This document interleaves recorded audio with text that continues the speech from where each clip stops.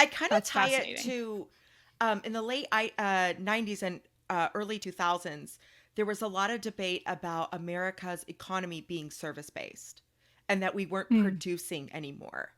And it's really because manufacturing costs less in places where there's less labor laws. Like we all know right. this. This is not a Right. Yeah. secret. But now the United States is the leader in idea content, in building this new branch of media. So maybe we have moved away from a service based economy, but just in a new realm.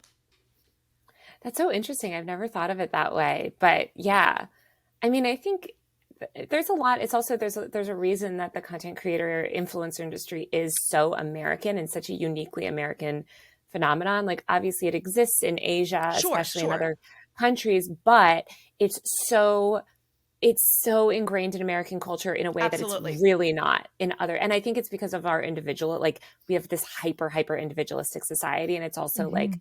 there was this really good writer that wrote this piece, and I forget his name, but he wrote about sort of how this creator industry had revived the American dream. Because as you're Mm, talking about, by the late 90s, there's all this income disparity. Like it's class mobility is not really there the Right, way it right, right, used to right. be.